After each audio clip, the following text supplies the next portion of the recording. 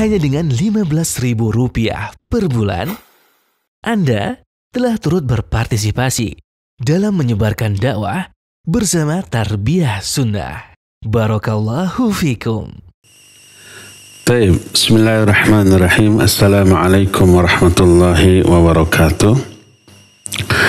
Alhamdulillahilladzi hadana li hadza wa ma kunna linahtadiya laula an hadana Allah wa asyhadu an la ilaha illallah wahdahu la syarika lah iqraran bihi wa tauhidan wa asyhadu anna Muhammadan abduhu wa rasuluh sallallahu alaihi wa ala alihi wa ashabihi wa sallama tasliman mazida wa ba'd.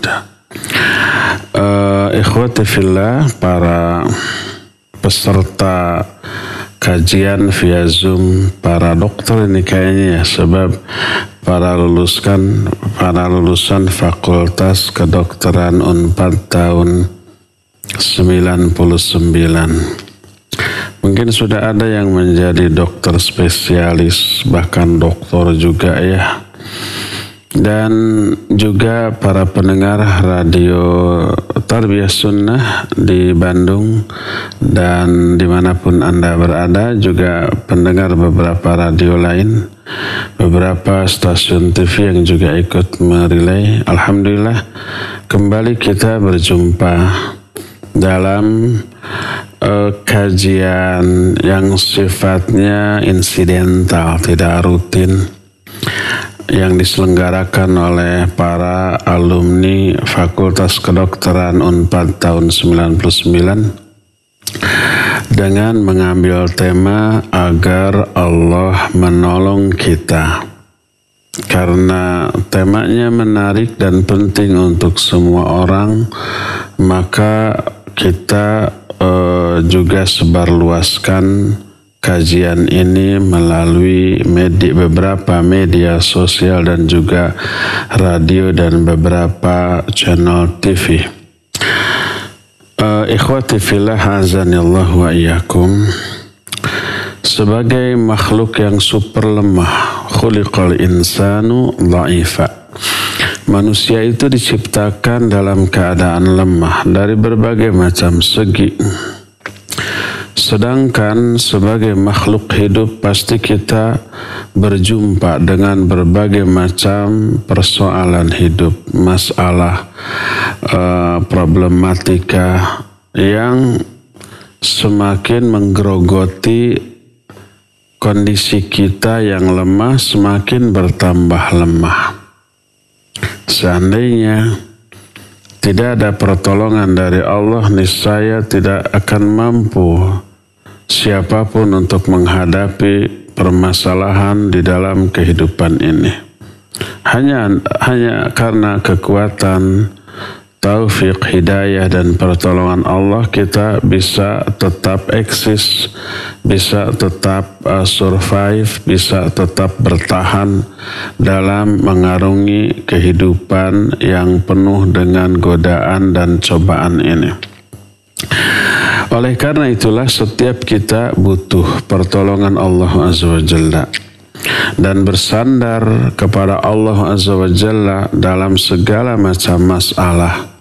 Setelah kita berupaya maksimal, berikhtiar dan berjuang maksimal, maka hasilnya kita serahkan kepada Allah. Maka itulah yang disebut dengan tawakal. Tawakal itu menyandarkan urusan kita di 3 poin dari usaha yang kita lakukan. Pertama, sebelum usaha itu dilakukan, kita bersandar kepada Allah, memohon kekuatannya, memohon petunjuknya, memohon hidayahnya, memohon diikhlaskan ketika kita melakukan sebuah amal soleh dan seterusnya. Itu sebelum kita beramal.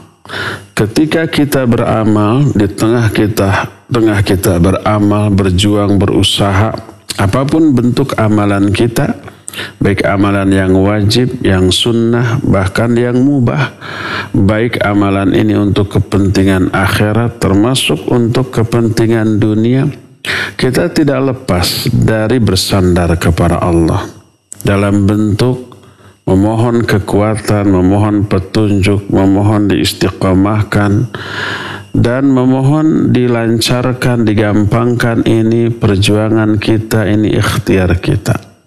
Dan setelah perjuangan atau ikhtiar atau usaha tersebut selesai, hasilnya semuanya kita serahkan kepada Allah.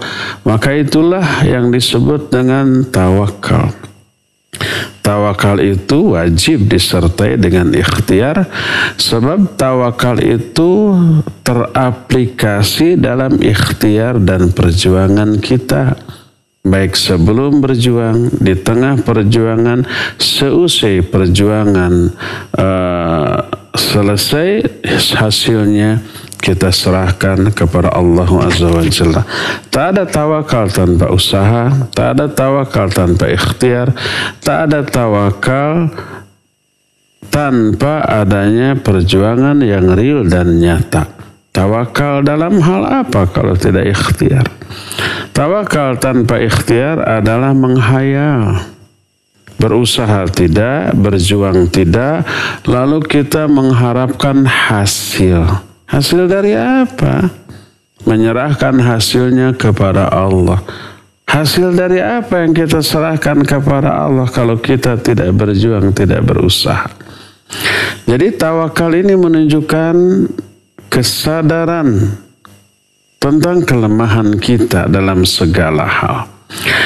Nah, jadi kita amat sangat butuh pertolongan Allah Subhanahu wa ta'ala. Tapi seringkali karena kelalaian kita sebagai manusia, maka kita tidak ditolong oleh Allah Azza wa Jalla dalam usaha kita. Dalam perjuangan kita dibiarkan oleh Allah. Karena tidak adanya tawakal tadi. Oleh karena itulah maka agar kita selalu ditolong oleh Allah dalam segala hal. Baik dalam hal melakukan ibadah dan amal soleh, maupun dalam hal meraih kebutuhan dunia kita yang sifatnya mubah. Agar ditolong oleh Allah Azza wa Jalla ada beberapa kiat. Kiat bahasa Indonesia, sanes bahasa Sunda. Ada beberapa cara, ada beberapa syarat agar kita ditolong oleh Allah Azza wa Jalla. Syarat yang pertama, mungkin karena terbatasnya waktu ya, kita cuma 1 jam mungkin penyampaian materi. Kita hanya cukup membahas 2 hal saja. Yang semoga waktunya cukup. 2 hal yang menjadi penyebab Allah menolong kita dalam kehidupan kita ini. Apa saja penyebab pertama agar kita ditolong oleh Allah Azza wa Jalla? Pertama tentu saja iman dan takwa kita. Dengan cara memperkuat, memupuk, memperdalam, mempertangguh iman kita kepada Allah Azza wa Jalla. Semaksimal yang kita bisa meningkatkan ketakwaan. Kalau ketakwaan ini sudah kita raih dengan kadar yang setinggi-tingginya, dengan kadar yang sebesar-besarnya, maka apa yang Allah janjikan bahwa Allah akan menolong orang tersebut itu akan terwujud. Syarat pertamanya takwa. Lihat, janji Allah kepada orang yang bertakwa berupa pertolongan dalam beberapa aspek. Aspek pertama, pertolongan yang Allah berikan kepada orang yang bertakwa adalah selalu diberi jalan keluar, solusi dari seluruh permasalahan hidup, kesulitan hidup yang dialami.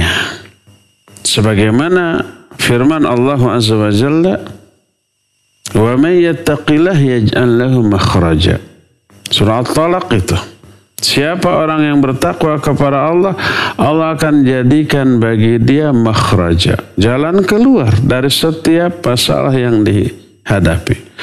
Kalau masalah itu berupa kesulitan yang mungkin secara matematis bahkan secara realistis sulit untuk bisa diatasi, maka dengan ketakwaan Allah akan permudah. Dengan cara yang tidak kita duga, tidak kita sangka. 2 ayat setelahnya dari surah At-Talaq yang tadi dibacakan, "Wa may yattaqillah yaj'al lahu min amrihi yusra." Siapa orang yang bertakwa kepada Allah, maka Allah akan permudah seluruh urusannya. Allah berikan kemudahan dari seluruh urusan yang sulit. Yaj'al lahu min amrihi yusra. Allah akan jadikan kemudahan dalam seluruh urusannya kalau dia bertakwa. Dan ini bentuk pertolongan Allah kepada orang yang bertakwa. Ketika ada kesulitan hidup, masalah hidup, maka diberi jalan keluar. Ketika masalahnya begitu ruwet, begitu mumet, begitu susah, Allah akan berikan kemudahan dengan cara yang tidak bisa kita duga. Katakanlah ada keajaiban dalam permasalahan yang sedang kita hadapi. Datang pertolongan yang tidak kita duga datangnya, dan itu Allah Azza wa Jalla yang mengatur. Pengatur seluruh kehidupan kita ini ya Allah, yang memberi kesulitan kepada kita Allah, yang memudahkan urusan kita juga Allah Subhanahu wa ta'ala.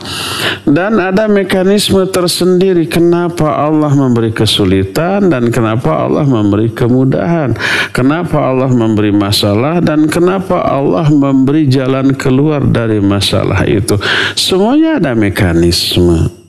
Dan mekanisme tersebut Allah jelaskan secara tegas, gamblang, rinci, detil dalam Al-Quran. Kalau mau diberi jalan keluar, ditolong oleh Allah dalam bentuk diberi jalan keluar dari kesulitan, takwa. Kalau mau semua urusannya dipermudah, takwa kepada Allah Subhanahu wa ta'ala. Ini bentuk pertolongan pertama kepada orang yang bertakwa karena ketakwaannya, yaitu diberi jalan keluar dan dimudahkan urusannya. Bentuk pertolongan yang kedua kepada orang yang bertakwa adalah diberi rizki yang tidak diduga, tidak disangka. Kelanjutan ayat yang tadi, wa may yattaqillah yaj'al lahu makhraja wa yarzuqhu min haitsu la yahtasib. Siapa orang yang bertakwa kepada Allah, Allah akan berikan jalan keluar. Dan Allah akan berikan rizki kepada dia yang tidak disangka-sangka. Min haitsu la yahtasib, tidak bisa disangka, tidak bisa diduga, itu baik caranya. Kalau kita nggak kebayang dari mana nih kita dapat rezeki gitu ya, semuanya mentok, caranya, waktunya kapan ya, dan termasuk jumlahnya. Kadang melebihi dari harapan kita. Kita butuhnya cuma 100.000 nih dalam momen seperti ini. Torojol teh bisa 1 juta. Melebihi dari apa yang kita butuhkan. Dan itu bentuk pertolongan Allah kepada orang yang bertakwa. Dalam ayat lain Allah berfirman, walau anna ahlal qura amanu wattaqau lafatahna alaihim barakatim minas sama.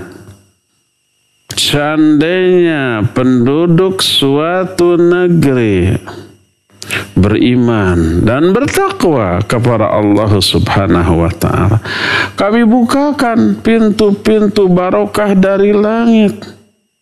Maknanya, maksud membuka pintu-pintu barokah dari langit itu, Allah akan gelontorkan rizki yang tidak disangka-sangka. Makanya di dalam ayat yang lain juga diterangkan dalam hadis-hadis yang lain, jangankan takwa secara menyeluruh, salah satu amalan sebagai wujud ketakwaan saja ini sudah menjadi penyebab terbukanya pintu rizki, dan ini salah satu bentuk pertolongan Allah kepada seorang hamba karena ketakwaannya. Apa salah satu wujud ketakwaan yang mengundang pintu rizki?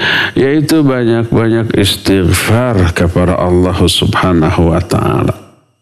Istighfar minta ampun ini salah satu karakter orang yang bertakwa. Allah menyatakan, wasari'u ila maghfiratin min rabbikum wa jannatin arduha samawati wal ard wa 'indat lil muttaqin. Bersegera kalian menuju ampunan Allah dan menuju surga yang luasnya seluas langit dan bumi, disediakan bagi orang yang bertakwa. Siapa orang bertakwa? Lalu Allah merinci di ayat berikutnya. Salah satunya, walladzina idza fa'alu fahishatan aw zalamu anfusahum dzakarullaha fastaghfaru lidzunubihim wa may yaghfiru dzunuba illa Allah wa lam yusirru ala ma fa'alu wa hum ya'lamun. Orang bertakwa bukanlah orang yang enggak pernah salah, yang maksum. Bukan, enggak ada orang yang enggak bersalah. Kullu bani Adam khata'un wa khairul khata'in at-tawwabun. Semua Bani Adam itu pasti terjerumus dalam banyak kesalahan. Kadang kesalahan besar. Dan sebaik-baik orang yang berbuat salah adalah yang bertobat. Termasuk yang bertakwa. Kata Allah, walladzina idza fa'alu fahishatan aw zalamu anfusahum. Orang bertakwa itu adalah orang yang apabila mereka itu melakukan perbuatan keji, fahisyah, ini dosa besar. Au zalamu anfusahum, atau mereka zalim kepada diri sendiri, ini juga dosa besar. Dzakarullaha fastaghfaru lidzunubihim. Mereka cepat ingat kepada Allah dan minta ampun, istighfar. Istighfar salah satu di antara apa? Wujud ketakwaan. Salah satu ciri orang bertakwa banyak istighfar. Dan di ayat lain Allah menerangkan, istighfarlah yang mengundang turunnya barokah rahmat berupa hujan dari langit. Istighfarlah yang menjadi penyebab dikucurkannya, digelontorkannya rizki termasuk anak-anak. Allah berfirman dalam Al-Quran surah Nuh, berkata Nabi Nuh, faqultu astaghfiru rabbakum innahu kana ghafara yursilis samaa 'alaikum midrara wa yumdidkum bi amwali wa banin. Coba lihat. Aku berkata, kata Nabi Nuh kepada kaumnya, istighfar kalian kepada Allah. Minta ampun kalian kepada Allah. Karena sungguhnya Dia itu Maha Pengampun. Innahu kana ghafara. Nah, yursilis sama alaikum midrar. Akibatnya kalau kalian istighfar, yursil ini akibat dari banyak istighfar tadi. Makanya dibaca yursili, tidak yursilu. Dalam bahasa Arab, dalam ilmu nahu, yursili ini disebut fi'il yang jazm karena dia jawab dari syarat. Syaratnya istighfar. Jawabnya ini, jawabnya itu maknanya akibat. Kalau kamu istighfar, akibatnya yursilis sama alaikum midrara, Allah akan menurunkan hujan yang lebat kepada kalian, wa yumdidukum bi amwali wa banin, dan Allah akan berikan kepada kalian. Yumdid itu memberi dengan jumlah yang banyak, bi amwali wa banin, harta-harta dan anak-anak.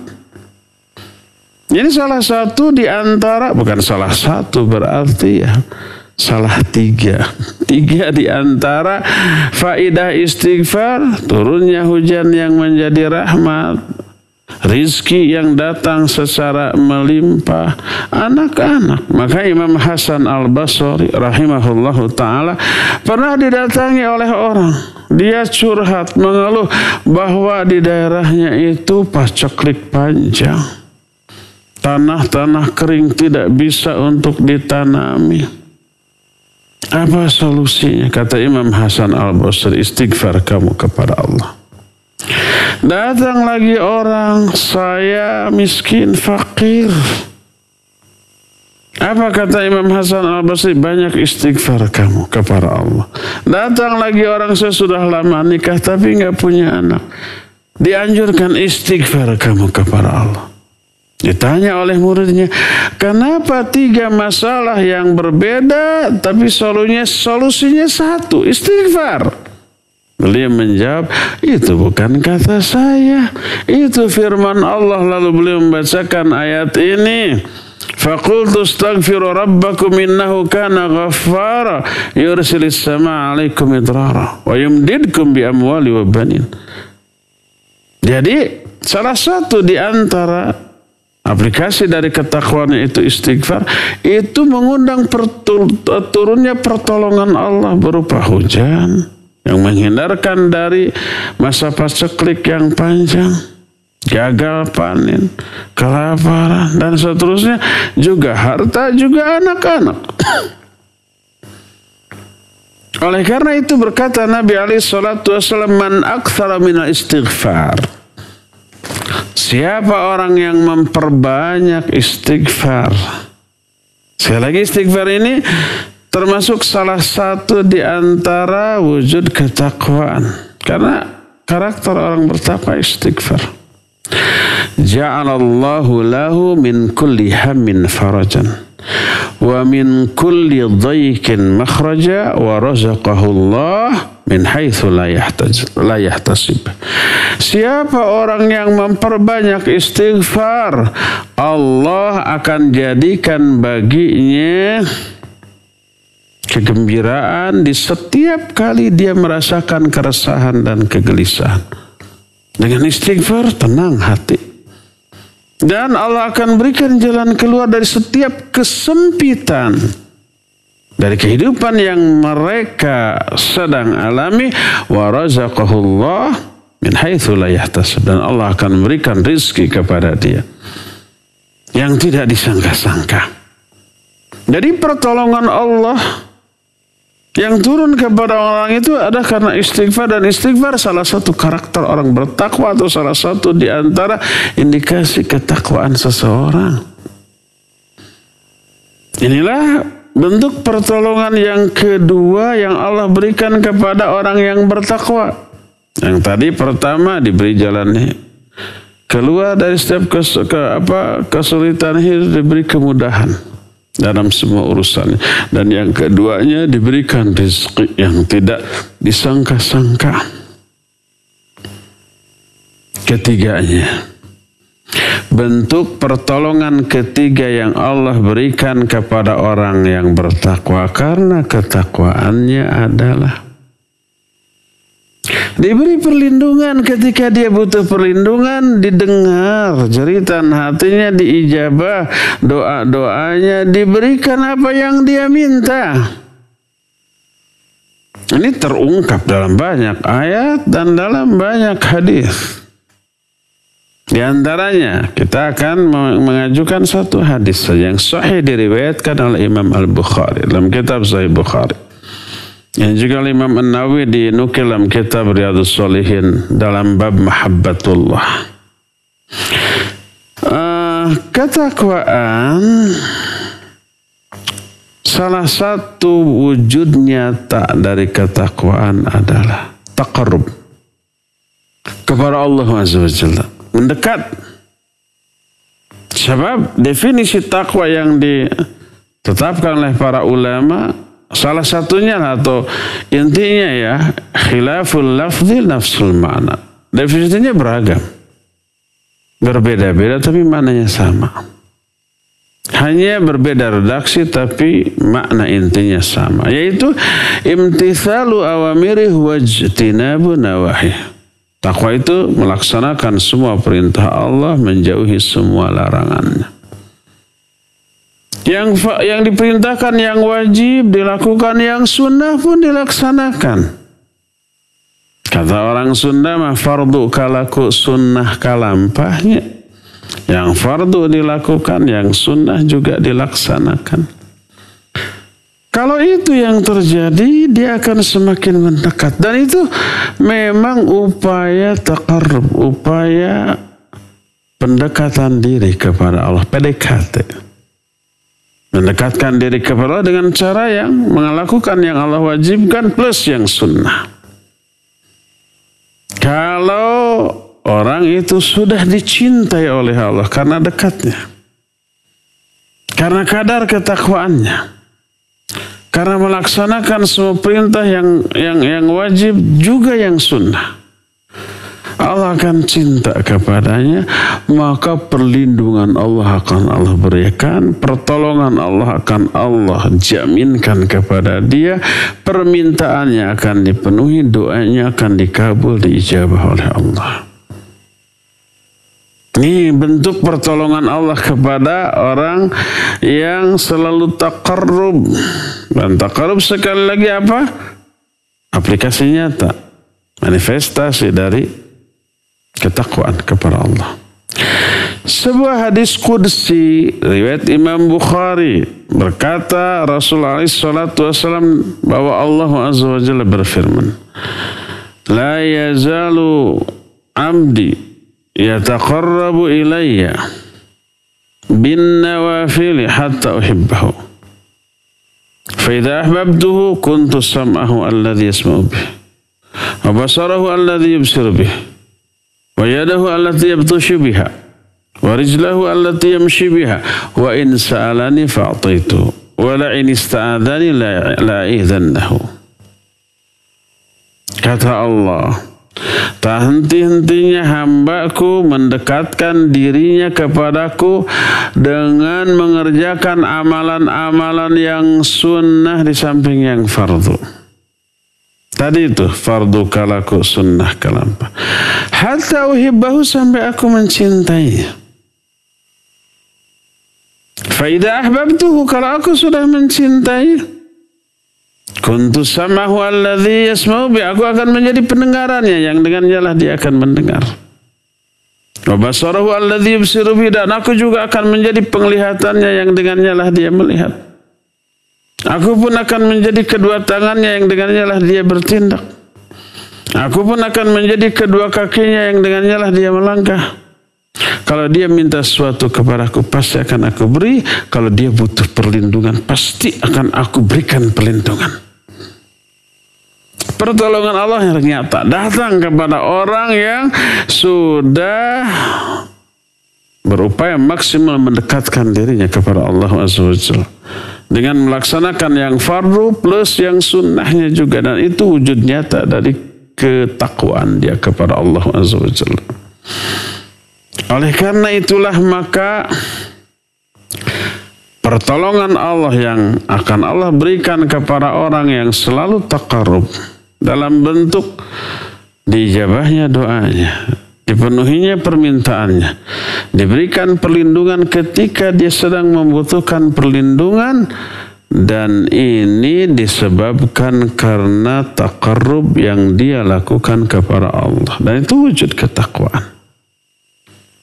Itulah bentuk pertolongan ketiga yang Allah berikan kepada orang yang bertakwa, yaitu perlindungan, yaitu pertolongan real dan nyata, yaitu diijabahnya doa, dikabulkannya permintaan dia.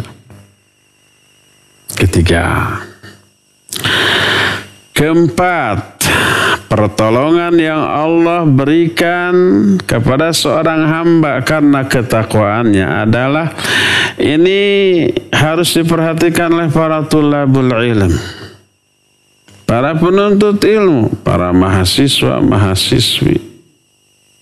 Mungkin di antara peserta Zoom sekarang juga ada yang masih kuliah tuh, mungkin S2 atau S3 atau takhasus spesialisasi. Mungkin ya. Termasuk yang ngajar. Mungkin di antara yang hadir di sini yang ikut gabung kepada links ini ada yang menjadi dosen. Dosen, guru harus lebih banyak belajarnya daripada murid loh. Karena tanggung jawabnya lebih besar. Jangan sampai seperti tentara yang kehabisan amunisi di medan perang. Nggak bisa bunuh musuh tuh. Musuh ada tuh tinggal nembak tapi amunisinya habis. Jangan sampai seorang dosen kehabisan bahan untuk mengajar kepada murid-muridnya. Akhirnya yang dia sampaikan ngelantur. Termasuk dalam perkara mengajar agama ya. Ustadz, dai kalau stok materinya kurang, habis, akhirnya apa yang terjadi? Ngacapruk dia. Cerita pengalaman, ngarang-ngarang peristiwa-peristiwa aneh aja biar Mustami wow gitu. Mau masuk akal mau tidak, yang penting wah melongo. Itu karena kekurangan bahan.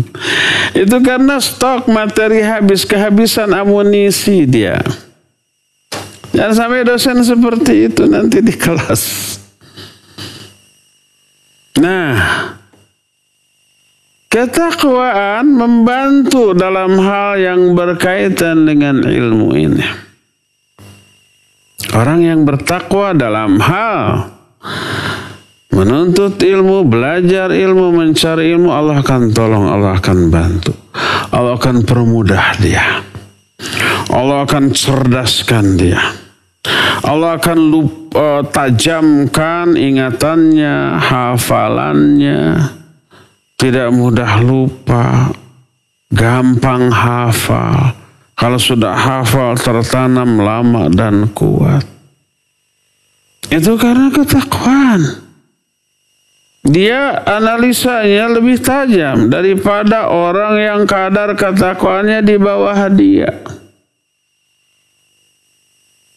Allah janjikan demikian dalam Al-Quran kepada orang yang bertakwa. Di antaranya surah Al-Anfal ayat yang ke-28 atau 29. Cari dua ayat itu. Allah berfirman, ya ayyuhalladzina amanu in tattaqullaha yaj'al lakum furqana wa yukaffir ankum sayyi'atikum wa yaghfir lakum wallahu dzul fadlil azim. Hei orang-orang yang beriman, kalau kamu bertakwa, in tattaqullah yaj'al lakum furqana, Allah akan memberikan furqan kepada kalian. Furqan ini pembeda antara hak dan batil, benar dan salah, yang lempeng dengan yang bengkok, hitam dengan putih, sunnah dengan bid'ah, yang benar dengan yang salah. Itu furqan, dan itu ilmu. Allah akan berikan furqan karena ketakwaan kamu. Artinya Allah akan berikan ilmu kepada kalian. Wattaqullah wa yu'allimukumullah. Bertakwalah kamu kepada Allah, Allah akan mengajarkan ilmu kepada kalian. Maknanya Allah akan permudah. Para ulama di antara Syekh Al-Utsaimin rahimahullahu taala ketika menerangkan ayat ini, beliau menyatakan bahwa yang dimaksud yaj'al lakum furqana, Allah akan berikan furqan, artinya Allah akan mudahkan kamu untuk meraih ilmu di 4 hal atau dalam 4 bentuk. Pertama,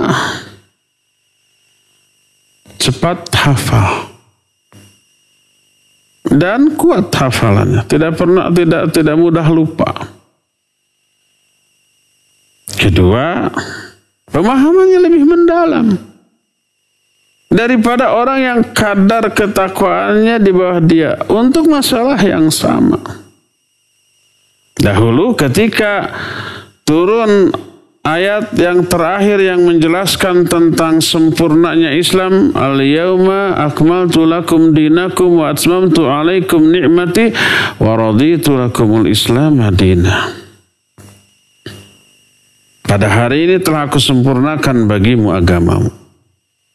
Telah aku cukupkan bagimu nikmatku dan telah aku ridhoi Islam sebagai agama bagimu. Ketika ayat ini terus semua sahabat tuh euforia, senang, gembira. Agama kita sudah sempurna, mengatur seluruh aspek kehidupan manusia. Orang-orang semua senang, gembira. Cuma ada satu yang sedih dengan ayat ini. Dia nangis. Ialah Abu Bakar As-Siddiq radhiyallahu anhu. Orang-orang lalu kaget.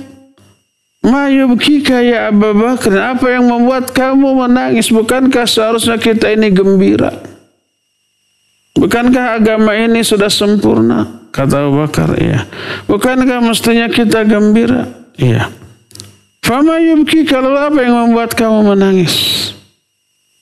Apa kata Abu Bakar As-Siddiq? Dia memahami satu hal dari ayat ini yang tidak difahami oleh umumnya sahabat. Apa kata Abu Bakar? Kalau agama ini sudah sempurna, tak akan ada lagi wahyu yang turun.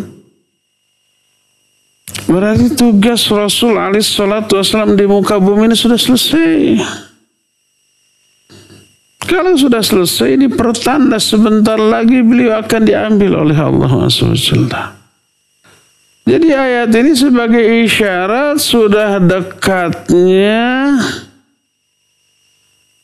saat-saat wafat Nabi kita Muhammad SAW. Itu yang membuat saya sedih lalu menangis.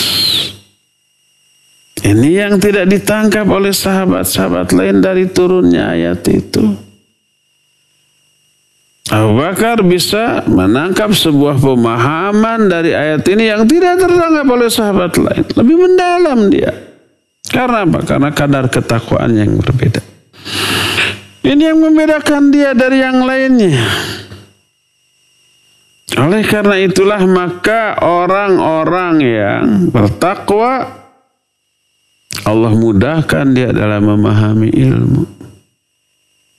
Karena dengan ketakwaannya pasti Allah ingin memberikan kebaikan kepada dia.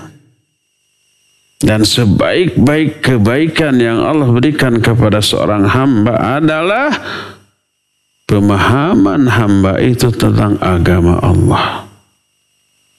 Hadis sahih riwayat Imam Bukhari dalam kitab Sahih Bukhari menyatakan, "May yuridillahu bihi khairan yafaqihu fiddin."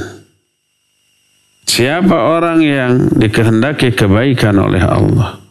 Maknanya siapa orang yang Allah ingin atau hendak memberikan kebaikan kepada orang ini, yufaqihu fiddin, Allah akan fahamkan dia tentang agamanya. Dari pemahaman tentang agama ini lahir berbagai macam kebaikan untuk dirinya dan untuk banyak orang. Setelah faham agamanya, dia tambah iman, tambah yakin, tambah bertauhid, tambah mulia akhlaknya, tambah termotivasi untuk mengamalkan apa yang difahaminya. Ada orang ya, karena dorongan iman dia belajar Quran hadis, apa yang dia fahami dari Quran hadis itu memotivasi dia tuh untuk mengamalkan. Coba umpamanya kita belajar tentang tahajud, keutamaan tahajud. Siapa yang tahajud akan begini. Ada kabita tuh. Atau jangankan oleh iming-iming akhiratnya, oleh iming-iming dunia saja orang banyak kabita. Contoh umpamanya iming-iming dunia. Nah, saum umpamanya.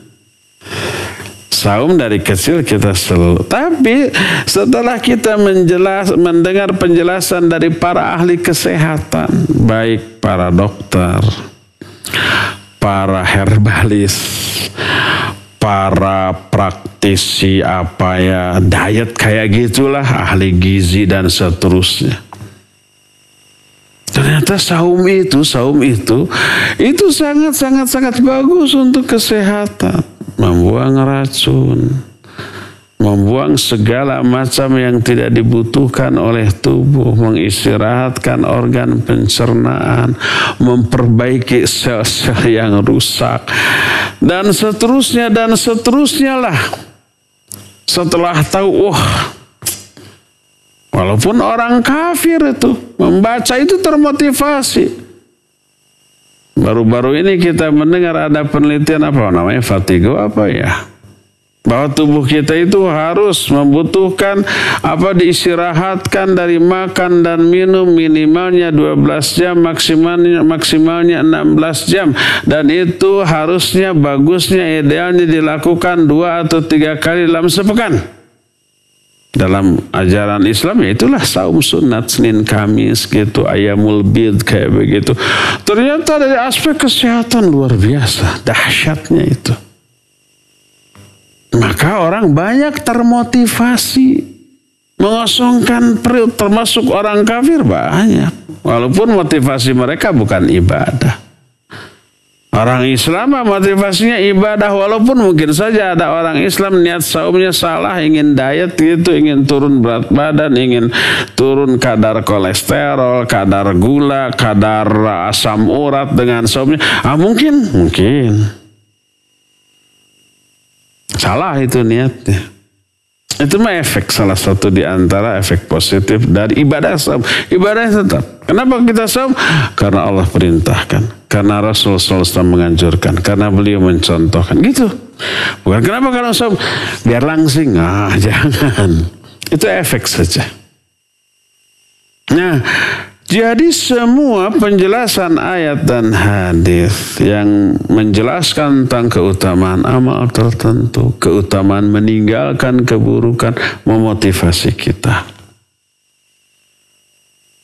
Maka lahirlah banyak kebaikan. Akhirnya kita terdorong untuk beramal soleh, terdorong untuk menjauhi, menahan diri dari keburukan-keburukan, terdorong untuk mengajarkan ilmu pemahaman ini ke banyak orang. Maka lahir banyak kebaikan dari pemahaman ilmu agama ini. Makanya tanda nyata kalau Allah menginginkan kebaikan pada diri seorang hamba, Allah fahamkan dia tentang agama. May yuridillahu bihi khairan yufaqihu fiddin. Tentu saja orang yang paling dikehendaki diberi kebaikan oleh Allah, orang yang bertakwa karena kadar ketakwaannya. Maka orang yang bertakwa Allah akan mudahkan. Untuk apa? Untuk mencari ilmu. Ya ayyuhalladzina amanu in tattaqullaha yaj'al lakum furqana. Hai orang-orang beriman, kalau kamu takwa kepada Allah, Allah akan berikan furqan kepada kamu. Ini salah satu bentuk pertolongan Allah kepada seorang hamba. Karena ketakwaannya Allah akan mudahkan dia dalam memahami ilmu. Ini janji Allah, pertolongan yang real dan nyata kepada orang-orang yang bertakwa. Dan sebaliknya, kalau lawan dari ketakwaan ya dosa dan maksiat. Itu menghalangi orang dari ilmu. Menghalangi seorang muslim dari memahami dan belajar ilmu. Ayo sesekelan ingin menghafal Quran, belajar hadis, belajar tauhid, belajar fikih, hadir di kajian, ada saja halangan, minimalnya malas tuh. Nah kalau diumumkan ada kajian, hadiri jam sekian dengan Ustadz materinya baik offline ataupun online. Dan masjid kecil ukuran 10x10 juga atau setengahnya juga belum tentu penuh. Tapi kalau diundang artis umpamanya nyanyi kayak joget kayak ngelawak kayak, jangankan di ukuran 10x10 di lapangan juga penuh itu walaupun harus bayar. Untuk kepada kebaikan mah orang jarang termotivasi. Nah, itu salah satunya disebabkan karena dosa. Kalau ketakwaan bisa mempermudah orang memahami ilmu, diatur oleh Allah agar orang itu faham secara mudah terhadap ilmu. Sebaliknya, dosa menyulitkan orang dalam belajar ilmu. Baik aspek teknis, mau ngaji, mau belajar agama tuh ada saja alasan, ada aja halangan, ada aja kesibukan. Ataupun ketika sudah belajarnya, buntu ini otak. belajar grammar bahasa Inggris ataupun bahasa asing lainnya, semangat. Belajar nahwu shorof sekali 2 kali pertemuan puyeng udah berhenti.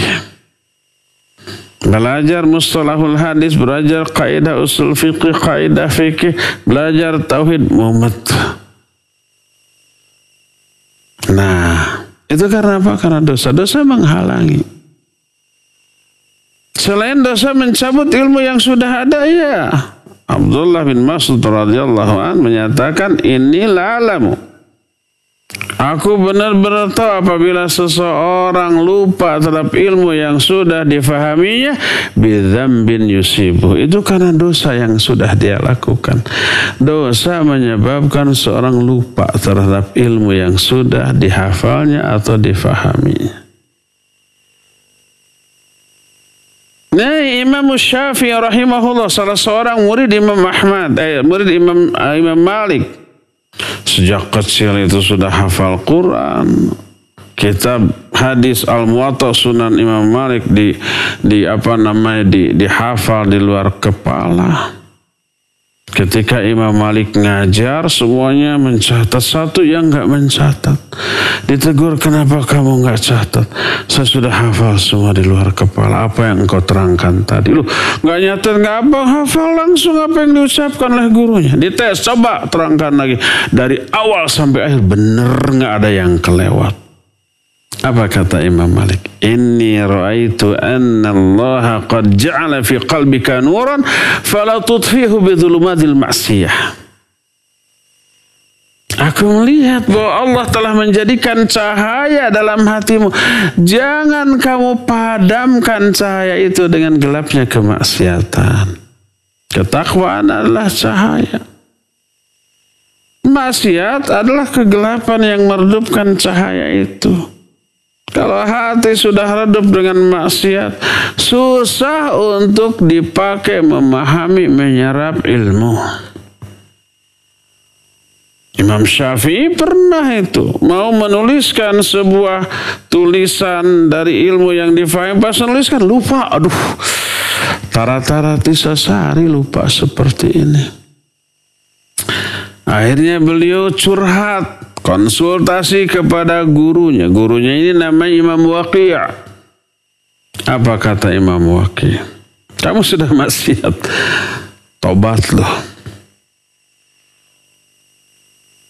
Karena semua ilmu itu cahaya, dan cahaya Allah tidak akan Allah berikan kepada orang yang maksiat. Akhirnya Imam Syafi'i mengabadikan kisah ini dalam sebait syair. Syair ini bisa kita temukan dalam kitab Diwan Asy-Syafi'iyah. Beliau menyatakan, syakautu ila waqi su'a hifdhi farsyadani ila tarkil ma'asi wa akhbarani bi anna al-ilma nurun wa nurullah la yuhda lil asi. Aku curhat, mengeluh kepada Imam Waqi' tentang buruknya hafalanku, lupa. Maka beliau memberikan petunjuk kepadaku bahwa ilmu itu cahaya, dan cahaya Allah tidak akan diberikan kepada orang-orang yang maksiat.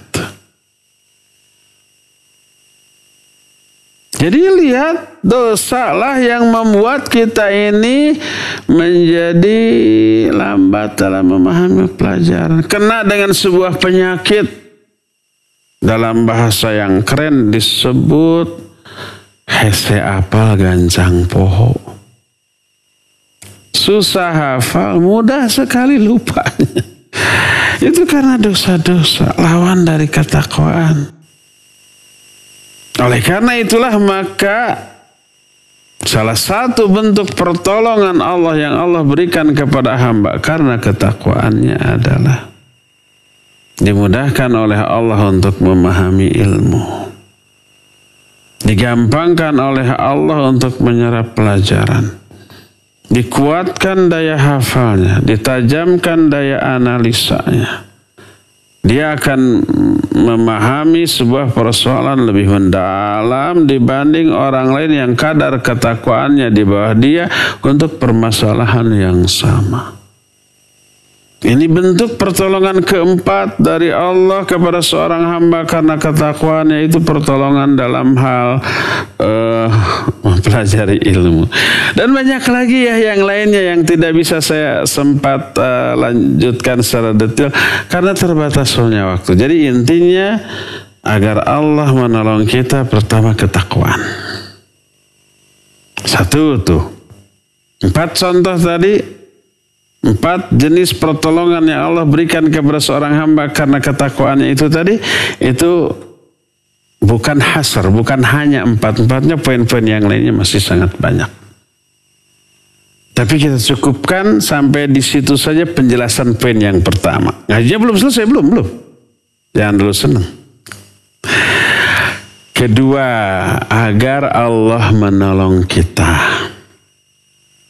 Kalau tadi hablum minallah, interaksi kita dengan Allah meningkatkan ketakwaan dan keimanan. Sekarang ini hablum minanas nih. Agar Allah menolong kita, maka kita pun harus siap menolong sesama manusia, berbuat kebaikan kepada sesama manusia, peduli, care kepada manusia, membantu kesusahan, melepaskan orang lain dari kesulitan.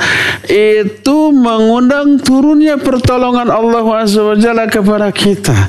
Dan ini menunjukkan Islam bukan agama yang mengajarkan egoisme, tapi mengajarkan dan mendorong orang untuk melakukan aksi sosial, menunjukkan kepedulian kepada sesama, dan dilakukan secara tulus, ikhlas, tanpa pandang bulu, tidak melihat gendernya, tidak melihat sukunya, warna kulitnya, jabatannya, status sosialnya, bahkan agamanya. Enggak, pokoknya dia butuh pertolongan, tolong. Apa motivasinya? Diperintah oleh Allah, disuruh oleh Allah. Allah yang akan membalasnya, bukan mengharapkan balasan dari orang yang kita tolong. Enggak, itu ketulusan. Siapa orang yang menolong sama manusia, Allah akan tolong dia. Nih hadis, banyak hadisnya nih, salah satunya aja nih. Hadis yang diterima dari Ibnu Umar radhiyallahu anhu. Hadis ini riwayat Imam Bukhari dan Imam Muslim dalam 2 kitab sahihnya, Sahih Bukhari dan Sahih Muslim. Nabi alaihi salatu wasallam bersabda, al-muslimu akhul muslim la yadlimuhu wa la yuslimuhu. Wa man kana fi hajati akhihi kana Allahu fi hajatihi.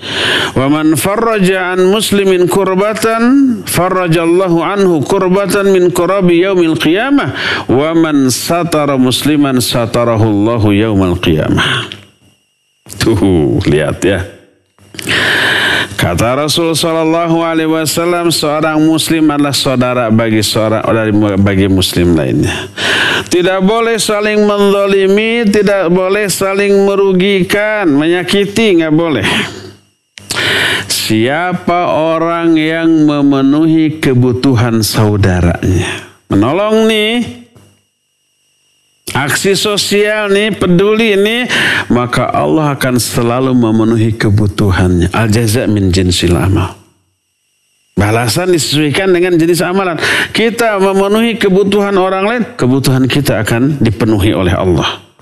Wa man farraja an muslimin kurbatan, siapa orang yang melepaskan satu kesulitan dari seorang muslim, farrajallahu anhu kurbatan min kurabi yaumil qiyamah. Siapa orang yang melepaskan seorang muslim dari sebuah kesulitan, Allah akan lepaskan orang itu dari kesulitan baik di dunia sampai hari kiamat. Wa man satara musliman satarahullahu yaumal qiyamah. Siapa orang yang menutup aib seorang muslim, Allah akan tutup aibnya dunia sampai ke akhirat. Lihat bahwa aksi kita menolong orang lain, aksi ketika kita menolong sesama manusia, berakibat kitanya sendiri kemudian ditolong oleh Allah Subhanahu wa ta'ala dalam kehidupan di 2 negeri. Bukan Indonesia dan luar negeri. Tapi maksudnya adalah di dunia sampai ke akhirat nanti. Sampai Allah menyatakan, Rasul sallallahu alaihi wasallam menyatakan, wallahu fi aunil abdi ma kana al abdu fi auni akhihi. Allah selalu menolong seorang hamba selama hamba itu menolong sesama saudaranya. Jadi Islam itu menekankan untuk peduli kepada orang lain dengan tulus lagi, karena mengharapkan Allah yang membalas pertolongan kita. Kita nolong orang, dibalasnya oleh Allah, bukan oleh orang itu. Kalau kita mengharapkan pertolongan dari orang yang kita bantu, pertama, bisa-bisa kita pilih-pilih orang. Kalau ada orang turun dari mobil mewah dengan jas yang rapi, dengan tas yang mentereng, tasnya juga mungkin seharga mobilnya. Tiba-tiba orang itu keluar dari mobil keserempet motor. Wah, kita cepat nolong, ini orang kaya ini. Siapa tahu kecipratan nih. Mengharapkan balasan. Tapi kalau orang itu jatuh dari motor butut karena injak lubang, kemudian pakaiannya kosel, ini ditolong juga nggak akan bisa balas. Bisa begitu, akhirnya dibiarkan. Padahal tidak semua orang yang kita tolong membalas pertolongan kita, dan begitu membalas nggak akan seberapa. Oh, terima kasih nih, cepet. Paling gitu, dianggap paugah kita. Tapi kalau balasannya dari Allah dunia akhirat, jauh lebih berharga daripada dunia dan isinya. Maka ketika kita mengharapkan balasan, penilaian, apresiasi dari Allah, kita nggak akan pilih-pilih orang ketika menolong. Mau membalas orang itu atau tidak, orang itu membalas kebaikan kita atau tidak, ya, mau mengucapkan terima kasih atau tidak, nggak peduli. Saya tidak berharap balasan dari dia, dari Allah SWT. Itulah karakter seorang muslim yang Allah jelaskan dalam Al-Quran dalam surah Al-Insan, innama nut'imukum liwajhillah la nuridu minkum jazaa wala syukura. Kami memberi kepada kalian ini liwajhillah, murni untuk memperoleh wajah Allah. La nuridu minkum jazaa wala syukura. Kami tidak mengharapkan balasan dari kalian, bahkan ucapan terima kasih tidak. Nuhun-nuhun acan. Makanya kalau umpamanya orang Arab, pokoknya daerah Timur Tengah, melakukan kebaikan kepada kita ucapkan terima kasih, syukran jazila. Apa jawabnya? La syukra 'alal wajib. Nggak usah berterima kasih untuk sebuah kewajiban. Saya berbuat kebaikan kepada Anda itu kewajiban saya. Nggak perlu berterima kasih. Itu jawabnya itu. Dan itu jawaban yang beradab, ya. Kalau di kita apa jawab? Terima kasih, sami-sami gitu, kembali gitu. Terima kasih kembali gitu. Kita nggak pernah menjawab terima kasih. Nggak usah terima kasih kan, walaupun mungkin ada satu dua. Nggak usah terima kasih, nggak usah terima kasih. Ini nggak seberapa. Mungkin ada, tapi itu mungkin lebih santun. Orang Arab menyatakan la syukru al wajib. Orang Inggris menyatakan don't mention it. Nggak perlu disebut-sebut lah, gitu kan. Walaupun ada yang menyatakan thank you, my pleasure, atau you welcome, dan seterusnya mungkin ada. Tapi salah satu jawabannya don't mention it. Nggak perlu disebut-sebut. Al-Quran menyatakan la nuridu minkum jazaa wala syukura. Kami nggak berharap balasan dari kalian ataupun ucapan terima kasih. Kami hanya berharap balasan dari Allah SWT. Jadi kepedulian kita secara sosial kepada sama manusia itu menjadi penyebab Allah menolong kita. Dengan jenis pertolongan yang sama, dengan kadar pertolongan yang berbeda. Kita membantu orang, Allah bantu kita dengan kadar bantuan yang berlebih dibanding bantuan kita kepada orang dunia akhirat. Kita tutup aib seseorang, Allah akan tutup aib kita dunia akhirat. Kita lepaskan seseorang dari kesulitan, Allah akan melepaskan kita dari kesulitan dunia dan akhirat. Al-jaza' min jinsil amal, balasan akan disesuaikan dengan jenis perbuatan. Wallahu fi aunil abdi maka al abdu fi auni akhi. Allah akan selalu menolong seorang hamba selama hamba itu menolong sesamanya. Jadi penyebab kedua, kiat yang kedua agar Allah menolong kita, tolong orang lain secara tulus, ikhlas, tanpa pamrih. Jangan berharap balasan, bahkan ucapan terima kasih, karena yang kita harapkan adalah penilaian, apresiasi, dan balasan dari Allah Subhanahu wa Ta'ala.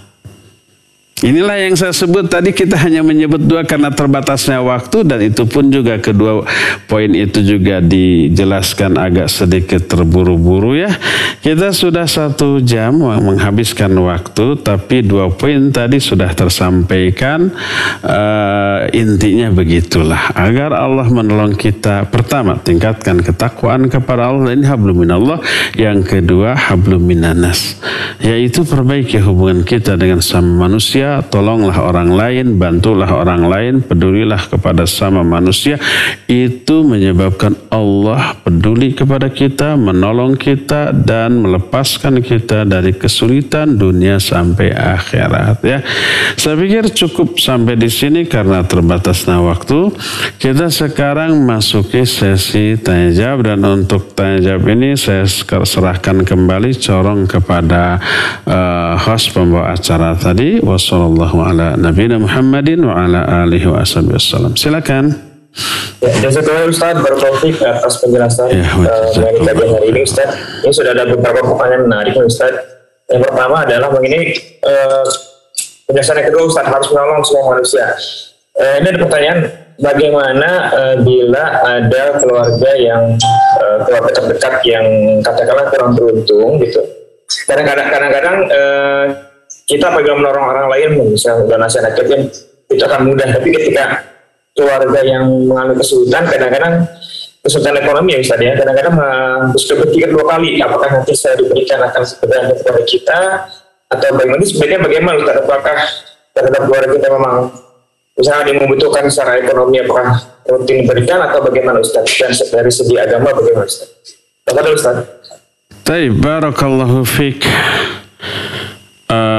Kalau ada kerabat kita kesulitan ekonomi, kita bantu, tapi rutin dia sulit terus, apakah bantu terus tapi itu tidak mendidik, atau ya sudah kita bantu dalam kondisi emergensi saja, atau bagaimana? Barakallahu fiik, pertanyaan yang bagus.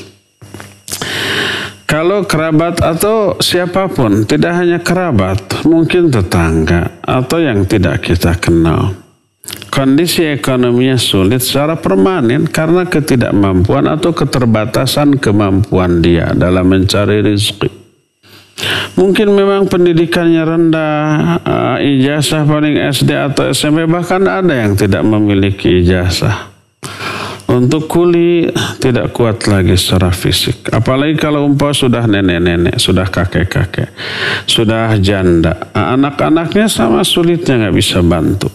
Atau mungkin ada yang sedikit bisa bernafas lega, nggak peduli ke orang tuanya. Dia tetangga kita.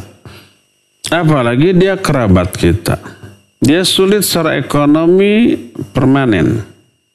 Nggak bisa kerja, nggak dapat gaji, nggak ada pensiun, nggak bisa berusaha. Ya bantu secara permanen pula. Dia bukan karena malas.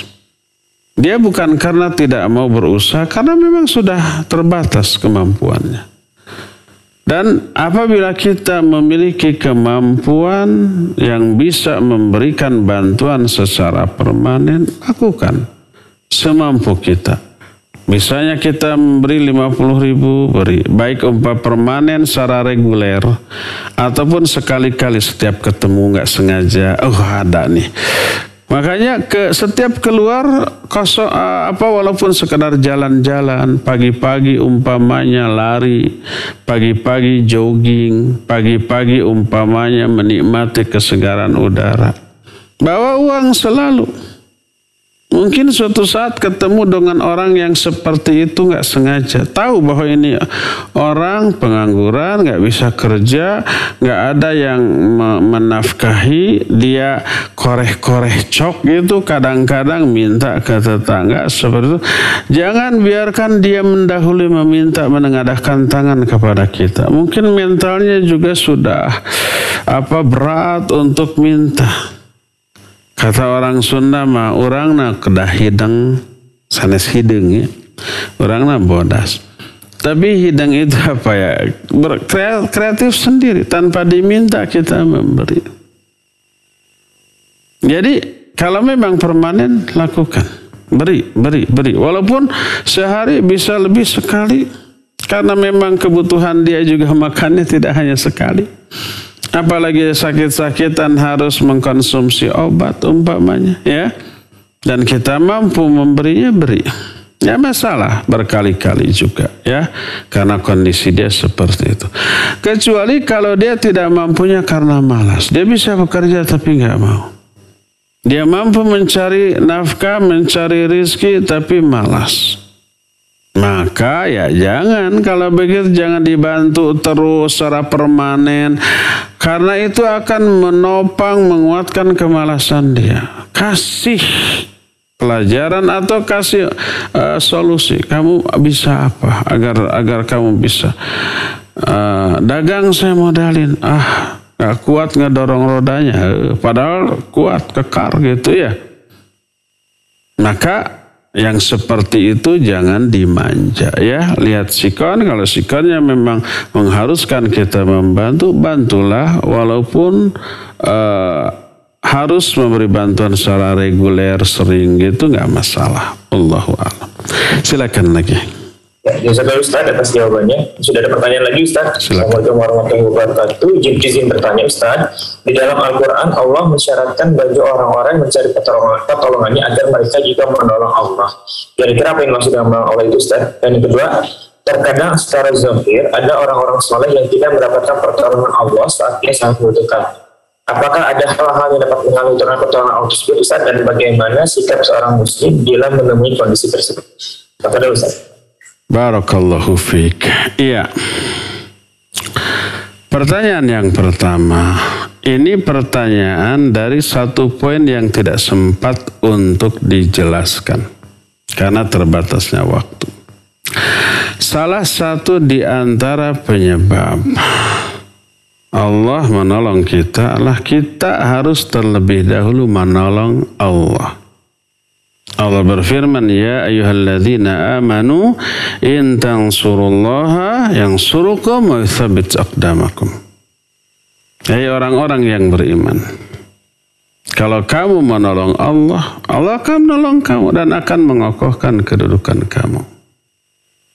Itu tadi al-jaza min jinsil amal. Balasan akan disesuaikan dengan jenis perbuatan. Perbuatan kita menolong Allah, maka balasan Allah menolong kita. Dan ini termasuk salah satu di antara penyebab atau cara agar Allah menolong kita. Kita harus menolong Allah. Apa makna menolong Allah? Makna menolong Allah adalah menolong agama Allah. Allahnya sendiri kuat, nggak perlu ditolong. Tapi komitmen kita, kesetiaan kita, loyalitas kita kepada Allah mengharuskan kita ini menolong agamanya. Ya boleh umpamanya kita punya logika Allah malah kuat, maha kuasa, kalau Allah dihina, diinjak-injak aja, biarkan saja, Allah mengakan lemah begitu. Itu logika yang keliru. Betul Allah kuat, berkuasa. Tapi ketika namanya diinjak-injak, ajarannya dihinakan, ini loyalitas, kesetiaan, kecintaan kita, ya, komitmen kita kepada Allah dan agamanya kemana dipertanyakan. Sama dengan umpamanya negara kita dihina umpamanya. TNI dihina, Polri dihina oleh orang lain. oleh orang lain itu mungkin sesama warga Indonesia ataupun atau oleh negara lain. Apa kita hanya ngomong, biasalah TNI kuat, pasukan bersenjata yang kuat, Polri juga kuat, ada jutaan orang, biarkan saja. Apa begitu? Betul, TNI kuat, betul, Polri kuat. Tapi komitmen kita sebagai warga negara, ya, benteng keamanan kita diinjak-injak, dihina-hina, dilecehkan. Kemana ini dipertanyakan? Jadi bukan masalah kuat lemahnya, tapi menyentil loyalitas kita, kepedulian kita kepada TNI dan Polri. Negara Indonesia itu besar, kuat. Kalau ada yang hina orang lain, biarkan saja, nggak akan tiba-tiba runtuh. Bukan itunya, iya betul itunya begitu. Tapi ini nih, kepedulian kita kepada negara kita mana? Kepada agama juga begitu, kepada Allah juga begitu. Allah tidak akan hina hanya karena dihina. Allah tidak akan lemah hanya karena diejek. Tapi komitmen kita, kepedulian kita kepada Allah dan ajarannya dikemanakan? Kita harus marah, harus membela. Siapa yang membela agama Allah, Allah akan bela dia. Nah, membela agama Allah pertama dengan memahaminya, mempelajarinya, meyakininya, mengamalkan, mengaplikasikannya, menyebarkannya. Dan ketika ada yang mencoba merendahkannya, kita bangkit, melawan, menyerang, menjaga kemuliaan dari agama ini. Dan itu yang Allah perintahkan. Allah menyatakan, ya ayyuhalladzina amanu hal adullukum ala tijaratin tunjikum min adzabin alim tu'minuna billahi wa rasulihi tujahiduna fi sabilillah bi amwalikum wa anfusikum dzalikum khairul lakum in kuntum ta'lamun. Hai orang-orang yang beriman, mau nggak aku tunjukkan kepada kalian sebuah tijarah, perniagaan, bisnis yang bisa menyelamatkan kalian dari azab Allah, yaitu iman kepada Allah dan Rasul dan berjihad. Jihad itu dalam rangka membela agama Allah. Maka siapa orang berjihad, Allah akan tolong. Sebuah hadis sahih riwayat Imam Muslim, salasatun yajibu Allahi aunuhum. Ada 3 golongan yang Allah telah mewajibkan dirinya untuk menolong 3 golongan ini. Siapa 3 golongan itu? Pertama, al-mujahidu fi sabilillah, orang yang berjihad di jalan Allah. Karena orang yang berjihad di jalan Allah itu sedang menolong Allah, menolong agama Allah. In tansurullaha yansurukum. Kalau kamu menolong agama Allah salah satu dengan cara berjihad, Allah akan tolong kamu. Wa yuthabbit aqdamakum, dan Allah akan kuatkan kedudukan kamu. Termasuk, ini salah satu wujud ketakwaan yang akan ditolong, an-nakihu yabgil afaf, orang yang mau menikah dalam rangka memelihara kesucian diri, khawatir terjerumus ke dalam perzinahan, zina mata, zina tangan, zina pikiran, zina hati, apalagi zina secara fisik. Maka nikah dia. Kenapa nikah? Takut terjerumus ke dalam hal yang bisa menghancurkan kehormatannya di mata Allah dan di mata sama manusia. Allah tolong orang yang nikah dengan motivasi karena agamanya tuh. Itu wujud ketakwaan, ditolong oleh Allah. Bentuk jihad adalah bentuk menolong agama Allah. Allah akan tolong lagi, Allah akan bantu lagi. Ya, jadi menolong Allah maknanya adalah membela agama Allah. Salah satu wujud nyatanya jihad fisabilillah. Ketika ada yang mau menghancurkan Islam dan kaum muslimin, termasuk membela agama Allah adalah mempelajarinya, meyakininya, memahaminya, mengamalkannya, dan menyebarkannya. Maka dengan hal tersebut agama Allah akan semakin kokoh dan kuat di dalam kehidupan manusia. Itu pertanyaan pertama. Pertanyaan kedua, kadang ada orang yang beriman berada dalam posisi kritis, tapi kok tidak ditolong juga oleh Allah SWT. Ada yang seperti itu? Mungkin ada ya. Realita ada, sejarah ada, Quran menerangkan ada. Contohnya siapa? Nah, banyak. Para nabi ada yang ketika menyebarkan agama ini mati dibunuh. Ada. Termasuk para sahabat ketika umpama di perang Uhud. Awalnya mengalami kemenangan, tapi mengalami kekalahan di akhirnya. Sampai banyak yang terbunuh. Sampai Nabi kita Muhammad SAW pun sampai berdarah-darah, retak giginya dan seterusnya. Kok waktu itu nggak ditolong oleh Allah? Kenapa? Gitu ya. Ketika awal-awal dakwah itu ke Taif umpamanya, malah dilempari batu, dilempari besi sampai berdarah-darah. Kenapa tidak ditolong? Dan seterusnya ya. Nah, kenapa? Yang pertama, bentuk pertolongan Allah tidak selalu kemenangan yang instan di atas musuh-musuhnya seketika itu juga. Di awal perjuangan ujug-ujug menang mah terame atuh. Jadi nanti kemenangan terakhir itu happy ending tuh. Tapi pertolongan yang Allah berikan kepada para pejuang di awal-awalnya itu dikuatkan oleh Allah. Fisiknya, mentalnya. Tidak putus asa, tidak amrol, tidak terhenti langkah perjuangan di tengah jalan gitu. Itu bentuk pertolongan Allah yang sering kali oleh orang dianggap bukan pertolongan.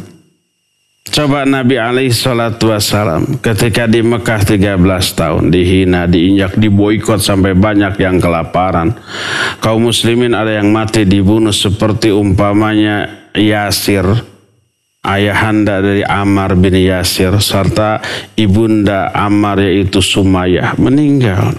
Dan dua suami istri adalah syahid dan syahidah pertama dalam Islam. Khabbab umpamanya ketika disuruh murtad dari agamanya, dia itu kan tukang pandai besi itu. Diambil besi panas dari perapiannya oleh orang kafir, lalu dipaksa agar dia murtad atau menghina Islam dan Nabi SAW. Nggak mau, akhirnya si besi panas itu ditempelkan ke kepalanya. Kenapa nggak ditolong sih oleh Allah? Nah, Bilal bin Rabah radhiyallahu an, seorang hamba sahaya, masuk Islam sampai dijemur di terik matahari yang sangat panas, di atas pasir yang juga sangat panas, ditindih dengan batu, batunya ditindihin lagi sama hamba sahayanya. Kok nggak ditolong oleh Allah? Kata siapa nggak ditolong? Ditolong, tapi tidak dalam bentuk dijungkir balik keadaan, dalam bentuk dikuatkan, dikokohkan. Bilal tidak murtad, Yasir dan Sumayyah tidak murtad, Khabbab tidak murtad. Ammar bin Yasir, dia datang kepada Nabi SAW, ya Rasul, kami telah mengalami siksaan yang apabila siksaan ini ditimpakan kepada sebuah gunung, niscaya gunung itu hancur berkeping-keping. Bayangkan begitu. Tapi mereka tidak murtad. Kenapa? Pertolongan Allah. Saat itu bentuk pertolongannya bukan kemenangan loh. Bukan sama sekali. Nabi SAW di perang Uhud sampai berdarah-darah. Apa tidak ditolong? Ditolong dalam bentuk dikuatkan. Nah, minimal diselamatkannya dari kematian. Nah, termasuk nih Ashabul Ukhdud, Ghulam dalam surah Al-Buruj. Itu kan Ghulam ini diceritakan dalam hadis Sahih Bukhari, dalam kitab Riyadhus Shalihin juga ada tuh. Tentang seorang pemuda yang tadinya belajar sihir atas perintah raja. Karena raja ini punya tukang sihir itu hebat, tapi sudah tua gitu. Nah, disuruh belajar ke tukang sihir itu. Di tengah jalan ketika dia berangkat dari rumah menuju tukang sihir, di tengah jalan ketemu rahib. Mampir, Ketika pergi mampir, pulang mampir. Di sana belajar sihir, di rahib belajar tentang agama, tentang tauhid. Bimbang dia, bingung, ajarannya bertolak belakang, mana nih yang benar gitu. Sampai suatu saat ketika dia pulang, di perjalanan orang-orang bergerombol. Ada apa? Ternyata di tengah jalan ada binatang buas yang menghalangi jalan, orang-orang nggak bisa lewat. Kata Ghulam, ini kesempatan bagi saya, penentu mana ajaran yang benar, ajaran tukang sihir atau rahib. Ya Allah, apabila ajaran rahib yang benar, maka dengan batu ini bunuhlah, matikan binatang itu. Belawar dilemparkan, mati itu binatang. Orang-orang kemudian apa yang terjadi? Oh, menjadi buah bibir. Begitu terus. Akhirnya banyak orang berobat ke Ghulam ini. Sembuh. Disuruh tawakal kepada Allah. Bertauhid kepada Allah, minta kepada Allah sembuh-sembuh. Begitu. Sampai datang juga berita ini ke penasihat raja yang buta. Datang ke Ghulam, kata Ghulam, saya nggak bisa menyembuhkan yang menyembuhkan Allah, maka kamu tauhidlah kepada Allah lalu minta kepada Allah akan disembuhkan. Benar disembuhkan, sembuh, melek lagi. Akhirnya kan ketahuan sama raja dan seterusnya. Ini kisahnya panjang sampai si raja membunuh rahib, membunuh si orang yang buta, yang sudah menyembah Allah, tidak lagi menyembah sang raja. Sampai Bilal disuruh untuk dibawa ke atas gunung, suruh kembali ke agamanya menyembah raja. Kalau nggak mau lemparkan dari atas gunung biar mati. Yang terjadi sebaliknya, para prajurit itu yang mati. Dibawa ke lautan, para prajuritnya yang ditugaskan yang mati. Ghulamnya balik lagi. Sampai akhirnya apa kata Ghulam? Kalau kamu mau membunuh saya, ikat saya di pohon kurma, lalu kamu bidik saya dengan panah, maka sebelum melepaskan panah sebutkan Bismillahirrabbil Ghulam. Apa yang terjadi? Diikuti, dipentang dengan panah Bismillahirrabbil Ghulam, blesat. Itu panah nggak belesat, membelesat dan tembus ke dada Ghulam, mati. Kenapa Allah nggak nolong gitu? Kenapa nggak tiba-tiba meleset atau tiba-tiba patah sih itunya nggak, tapi mati. Kenapa Allah nggak nolong? Kata siapa? Tapi tidak dalam bentuk diselamatkannya. Ini ada sebuah buku judulnya Haqiqatul Intisar. Hakikat pertolongan. Di sana dijelaskan hakikat pertolongan tersebarnya agama Allah, tegaknya tauhid. Bukan selamat dan jayanya si pembawa tauhid ini, bukan. Salah satunya adalah walaupun Ghulamnya mati, apa yang terjadi? Orang-orang yang menyaksikan semuanya itu menyatakan amanna birabbil Ghulam.